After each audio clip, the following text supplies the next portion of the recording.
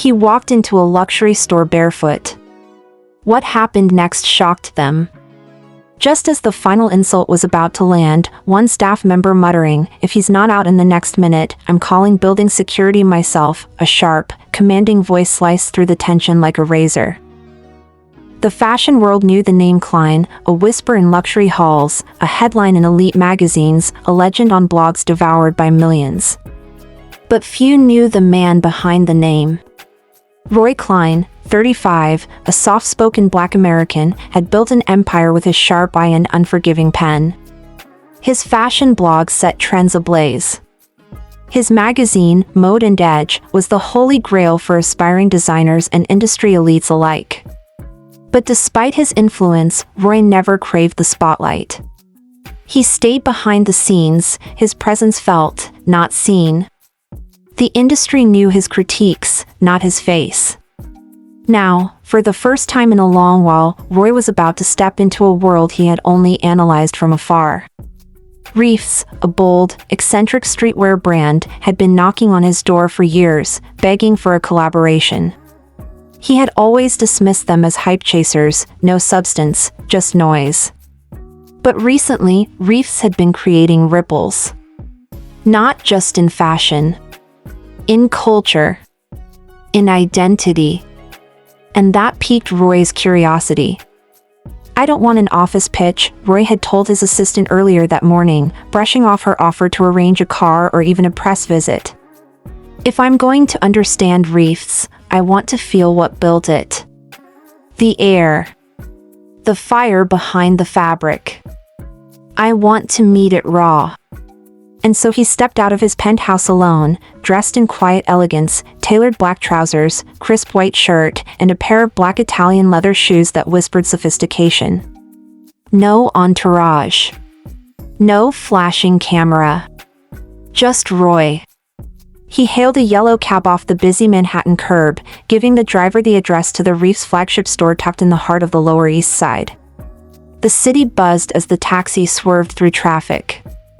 Roy leaned back, watching graffiti-stained buildings blur into one another. His mind raced, not with anxiety, but curiosity. Who were these Reefs kids? What made their designs scream louder than most luxury brands? Suddenly, something shifted. The driver took a sharp turn off the main road. Roy leaned forward. "Hey, this doesn't look right. You sure this is the..." Before he could finish, the car came to a jerking halt in a narrow, dim alley. The driver turned, and his smile had vanished. Two men emerged from the shadows like vultures drawn to weakness. One opened the cab door. The other had a knife. Out, one of them growled. "What is this?" Roy snapped, panic creeping into his throat. Before he could react, they dragged him out. The assault was fast and vicious. His phone was gone in seconds. His Rolex stripped from his wrist. The shoes, his prized black Italian pair, ripped off violently. Fists flew, boots kicked, and Roy collapsed on the filthy concrete, face bloodied, shirt torn. The taxi sped off. Silence returned to the alley, broken only by Roy's groans and the distant hum of the city. He lay there, beaten and disoriented, as hot tears mixed with grime on his face. This wasn't part of the plan. But even through the pain, something inside him whispered, maybe this is where fashion begins, beneath the glitter, in the dirt. Maybe Reefs was born from this very street. And so, barefoot and bruised, Roy Kline picked himself up. And kept walking. His knees trembled as he stood, the weight of humiliation heavier than his injuries. Blood oozed slowly from his lip, and a bruise blossomed under his eye. His once pristine white shirt was now smudged with dirt and blood, hanging off him like a discarded rag. His bare feet stung against the coarse pavement, each step a silent reminder of what had just happened. He stepped out of the alley and onto the sidewalk, blinking into the harsh sunlight. The city didn't stop. Men and women hurried past him, suits pressed, heels clicking, coffee cups in hand, AirPods in ears. The energy was frantic, a rhythm of ambition, deadlines, and detachment. And he, barefoot and bloodied, was invisible in the symphony. He looked around, desperate, but didn't raise his hand. Didn't call out. Didn't beg. No. Don't be that guy. His pride whispered. Don't disrupt their morning. He hugged himself, trying to stay composed. His fingers twitched, aching to pull out a phone that was no longer there. Just one call. Just a call to the office. His eyes scanned the passing faces. None slowed. None looked. It's just a few blocks ahead, he muttered aloud, trying to convince himself more than anyone else. He had an appointment. An official one. With Reef's creative director, scheduled 3 weeks ago. They'd be expecting him, clean-shaven, charming, put together. Not like this. Not a man with blood on his collar and glass cuts on his ankle. But he took a breath. Then another. You came to see what drives them. This is the world they draw from, he thought. He squared his shoulders, ignoring the sting of every step, and walked, barefoot, into the unknown, towards Reef's. The walk felt eternal. Every step bit into the soles of his feet, leaving smears of blood and pain on the unforgiving pavement. Horns blared. Conversations buzzed around him like static. But Roy Kline kept going, holding his head high, even when he felt like sinking into the earth. Then, at last, the building loomed ahead, Reef's. Sleek, modern, wrapped in concrete minimalism and bold graffiti strokes. It looked exactly like its brand, defiant, rebellious, unapologetically young. He paused just outside the glass doors. His reflection stared back at him, disheveled, bruised, shirt torn halfway down the side, blood dried near the collar. Not exactly your average fashion icon. He inhaled shakily and stepped inside. The doors slid open with a quiet whisper. Cool air hit his skin, a stark contrast to the stifling heat outside. Inside was a showroom painted with attitude, futuristic lighting, raw steel racks, oversized jackets hung like trophies, and loud, heavy bass rumbling from speakers in the ceiling. And then, the eyes.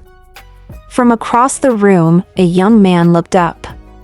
Dressed in a tight black turtleneck, chains dangling from his neck like armor, he stood by the counter, expression coiled in disdain.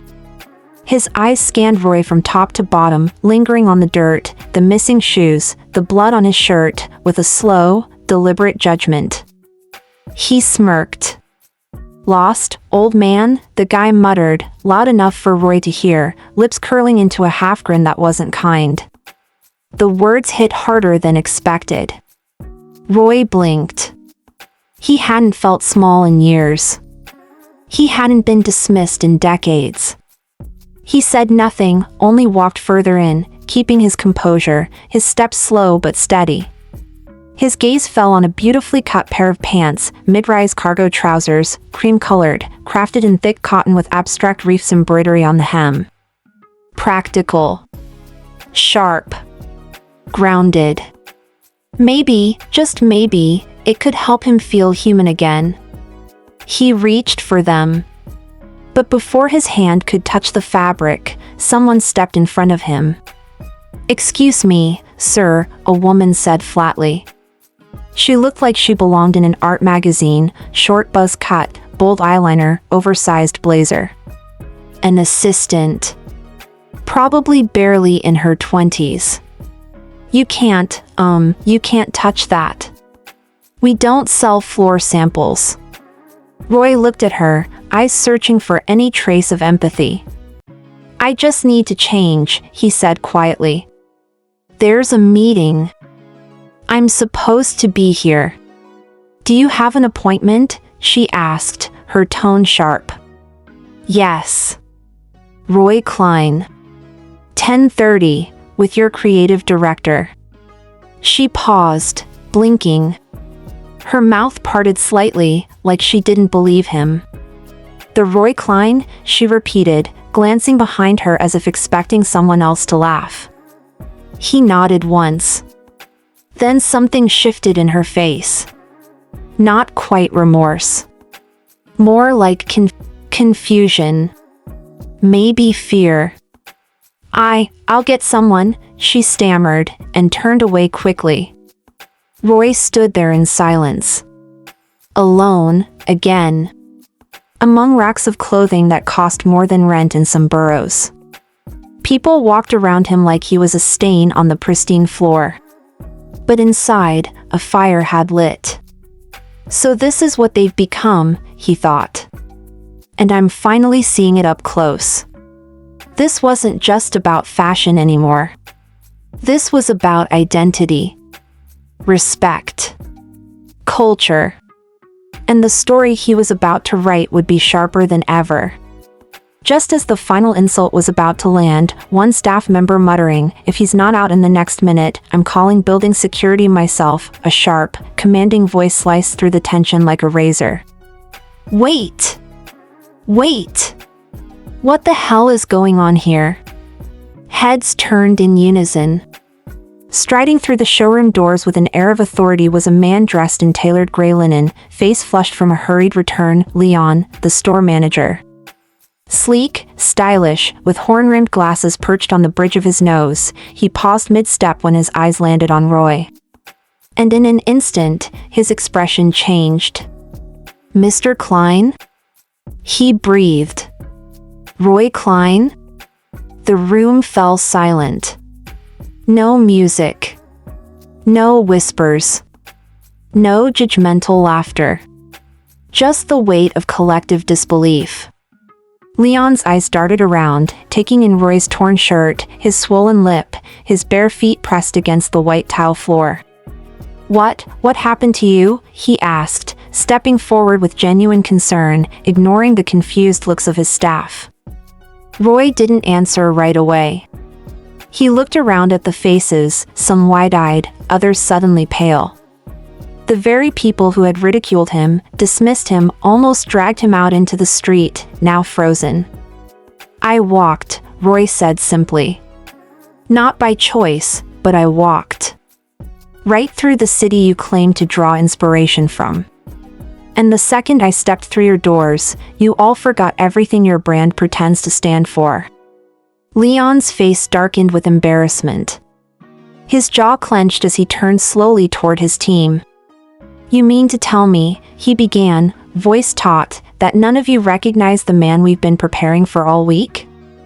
The man whose name is, literally, on the whiteboard in the conference room right now?" No one spoke. One assistant took a timid step back. The woman with the clipboard looked like she wanted to melt into the floor. Leon turned back to Roy. "I am so sorry. Truly. This is unacceptable." Roy shook his head, tired, still calm. "It's not about me. Not really. It's about the people you ignore. The ones you don't think belong in this space." He didn't stay for the tour. Or the pitch. He thanked Leon, politely declined the offer to make things right, and walked out with the dignity he arrived with, dirt-stained clothes and all. 1 week later. The fashion world buzzed when Roy Kline dropped his latest blog post. It wasn't a trend report. It wasn't a collection review. It was titled, "The Thread That Divides Us." Somewhere along the way, fashion stopped being about expression and started being about exclusion. We built walls out of fabric. We crowned labels with crowns of class. We told stories with seams, but only if you could afford to listen. I walked barefoot into a showroom last week, hoping to understand the spirit behind the brand. Instead, I was reminded how far we've strayed. How many judgments are stitched silently into every designer logo? How many people are sized up and dismissed at the door, not because of their passion, but because of their appearance, *. Fashion was never supposed to be a gate. It was meant to be a mirror, a canvas, a rebellion. Asterisk. The post went viral. Brands scrambled to reevaluate their in-store experience. Fashion influencers reposted it with captions like "This hit hard." People debated. Some defended reefs. Others exposed similar treatment in boutiques across the globe. But Roy wasn't concerned with the noise. He spent the following weeks walking into stores, into pop-ups, into underground fashion collectives tucked away in narrow corners of the Bronx, Harlem, and Bed-Stuy. He wore jeans and beat-up boots. No fanfare. Just curiosity. And then, one rainy Thursday, he stepped into a small shop with no security guards, no cold stares. Just warmth. A young designer named Ao greeted him barefoot at the door, working behind a sewing machine, thread around his wrist like a bracelet. The walls were covered in hand-painted slogans. The clothes weren't perfect, but they breathed. There was no tension. No arrogance. Just soul. Roy stayed for hours. He asked questions. He listened. He felt it. Weeks later, he announced the collaboration. Not with Reefts, but with Thread and Kin, Ao's shop. A brand with no massive following. No Fashion Week debut. Just truth. And Roy wrote again. The moment I walked in, it felt like home. Not because it was polished, but because it was real. That's the kind of fashion I want to tell stories about from now on.